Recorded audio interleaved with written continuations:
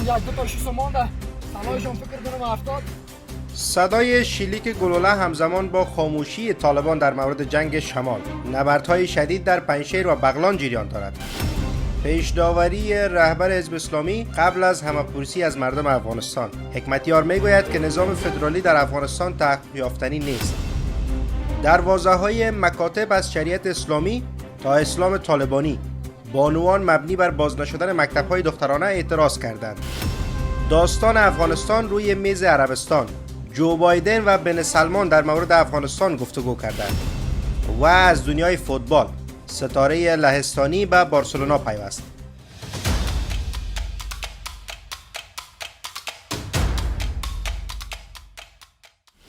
سلام و وقتتان بخیر. به خبرهای ساعت 10 از آماج نیوز خوش آمدید. منابع محلی در بغلان میگویند که در نتیجه یک کمین نیروهای جبهه مقاومت در ولسوالی خوست این ولایت 3 جنگجوی طالب کشته شدند. به گفته منابع 12 طالب نیز در نتیجه ضد حمله مقاومتگران در دره آرزوی پنجشیر کشته شدند. منابع محلی در ولایت بغلان میگویند این رویداد ساعت 1 بامداد روز شنبه 25 سرطان در روستای چرخ و فلک ولسوالی خوست اتفاق افتاده است. از سوی هم منابع محلی با آماج میگویند که درگیری‌های تازه در ولسوالی اندراب به خوست بغلان صبح امروز از سر گرفته شده است. در 3 روز گذشته نبردهای سخت میان نیروهای جبهه مقاومت و افراد طالبان در ولسوالی خوست و اندراب‌های بغلان جریان داشت. این درگیری‌ها پای وزیر دفاع طالبان را برای مدیریت جنگ به دره اندراب کشاند. طالبان در مورد چیزی نمیگویند. با این حال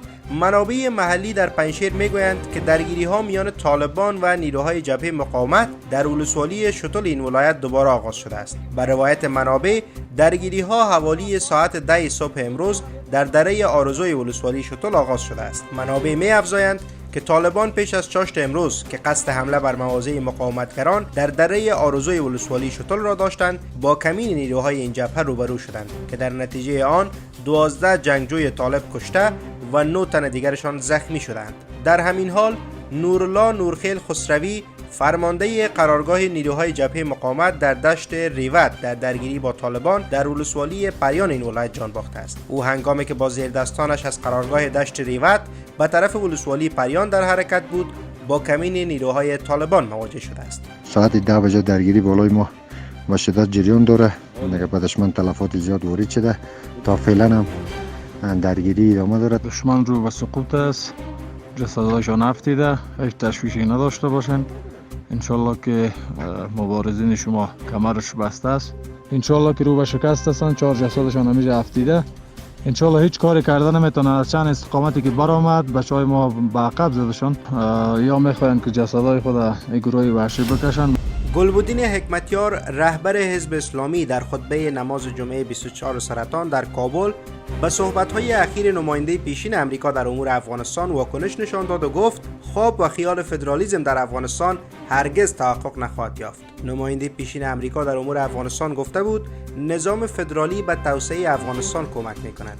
جیمز دابنز نماینده پیشین امریکا در امور افغانستان میگوید که اگر افغان‌ها با درک و دریافت خود به این نتیجه برسند و ضرورت‌های خود را درک کنند، فدرالیسم به نفع افغانستان است و به توسعه این کشور کمک می‌کند. او حکومت جمهوری با والی‌های انتخابی را برای توزیع قدرت مفید می‌داند. با این حال گلبدین حکمتیار در خطبه نماز جمعه مخالفتش را با نظام فدرالی در افغانستان اعلام کرد و به کسانی که از صحبت‌های جیمز دابنز استقبال کرده بودند به شدت تاخت. او گفت کسانی که از نظام فدرالی در افغانستان حمایت می‌کنند این نوع نظام را مقدمه برای تجزیه افغانستان می‌دانند. به گفته او نماینده پیشین امریکا در امور افغانستان این طرح را به خاطر توجیه ناکامی‌های امریکا در افغانستان پیشنهاد می‌کند، نه به عنوان راه حل انسانی برای عبور از بحران. رهبر حزب اسلامی امریکا را متهم کرد که حدود 1 میلیون نفر را در افغانستان کشته است. او گفت هدف حمله امریکا به افغانستان نه دموکراسی بود، نه حقوق بشر، نه تأسیس دولتی قادر به اداره کشور، بلکه اینها همه شعارهای فریبنده بود و هدف امریکا از حمله بر افغانستان انتقام گیری بود، زیرا حملات 11 سپتامبر 2001 به وجهه امریکا آسیب زده بود. حکمتیار برای توجیه مخالفتش با نظام فدرالی گفت شرایط در افغانستان از هیچ ناحیه‌ای برای نظام فدرالی مساعد نیست. حکمتیار اظهارات نیز در مورد اقوام مختلف افغانستان داشت. به گونه مثال او گفت پنجشیر در گذشته ولسوالی بود، اما بر اثر اشغال 20 ساله تبدیل به ولایت شد. رهبر حزب اسلامی ادعا کرد که هیچ ولایت به استثنای پنجشیر وجود ندارد که تنها تاجیک‌ها در آن حضور داشته باشند. به گفته او، پشتونها در تمام ولایت‌های شمالی به استثنای بدخشان حضور دارند. پشتونها در بغلان و کندوز اکثریت هستند و از شمال تا غرب هیچ ولایت نیست که پشتونها در آن حضور نداشته باشند. حکمتیار اذعان کرد که با این وضعیت چگونه میتوان بر اساس قومیت یک نظام فدرالی تهیه کرد. آقای دابنز پیش از این گفته بود که اکثر خارجی‌ها در نشست بن طرفدار استقرار یک نظام فدرالی در افغانستان بودند، اما به گفته او افغان‌ها فکر می‌کردند که چنین نظام به دلیل اختلاف زیاد در افغانستان جامعه را بیشتر دچار اختلاف می‌کند. گروهی از زنان معترض در کابل جهان را متهم به سکوت در قبال وضعیت زنان افغانستان کرده و میگویند که آنان پیش چشمان سایر ملت‌ها و حکومت‌ها قربانی تبعیض جنسیتی شدند. آنان با برگزاری یک گردهمایی اعتراضی قطعنامه را تحت عنوان وصیت‌نامه بانوان معترض سازمان روزنه امید افغانستان برای فعالین حقوق بشر، سازمان ملل و قدرت‌های جهانی منتشر کردند. زنان معترض گفتند که طالبان در قبال تعهدات خود به جامعه جهانی پابند نبودند و هر روز فشارهای بیشتر بر مردم افغانستان وضع می‌کنند. آنان افزوده که طالبان دروازه مکاتب را برای دختران بسته کرده و بانوان معترض را بازداشت، تهدید و یا به قتل رساندند. زنان معترض سازمان روزنه امید افغانستان مدعی شدند که پس از اعتراض تیم بانوان این سازمان، طالبان در تلاش بازداشت و زندانی کردن اعضای این تیم هستند. آنان افزودند که بیش از 50% زنان معترض روزنه امید افغانستان مجبور به ترک افغانستان شدند و کسانی که در کشور حضور دارند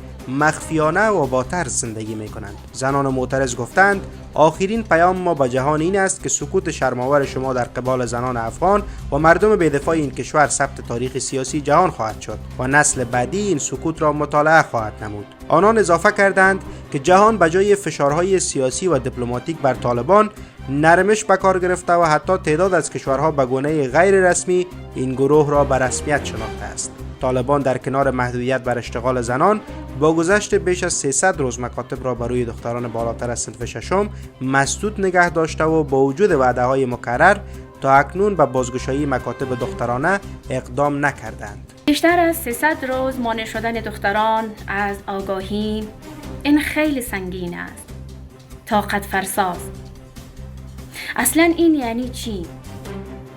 تجاوز به حقوق و ارزش‌های انسانی است.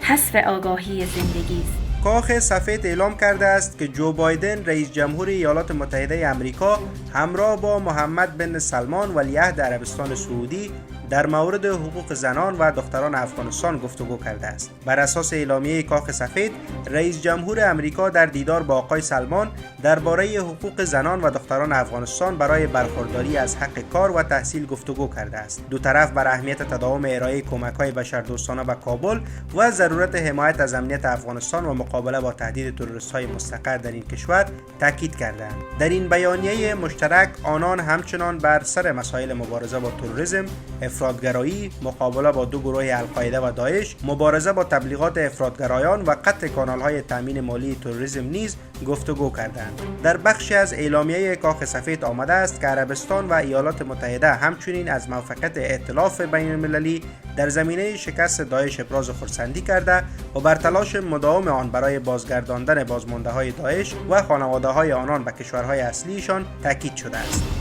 رسانه‌های خارجی گزارش دادند که باشگاه بایرن مونیخ آخرین پیشنهاد 42 میلیون پوندی بارسلونا به خاطر لواندوسکی 33 ساله در حال به بارسلونا می‌پیوندد که تیم‌های چلسی و پاریس سن ژرمن نیز به دنبال جذب این بازیکن بودند. لواندوسکی در سال 2014 از بورسیا 344 گل تنها 50 گل آن را در فصل گذشته به ثمر رسانده است. بایرن مونیخ با حضور روبرت لواندوسکی 8 بار قهرمان بوندسلیگا، 5 بار قهرمان سوپرکاپ لیگ فوتبال آلمان، 1 بار قهرمان لیگ قهرمانان اروپا و 1 بار هم قهرمان سوپرحالات برای جذب این بازیکن با باشگاه بایرن مونیخ مذاکرات را آغاز کنند. لواندوسکی قرار است آخر هفته پیشرو بایرن مونیخ را با مقصد بارسلونا ترک کند.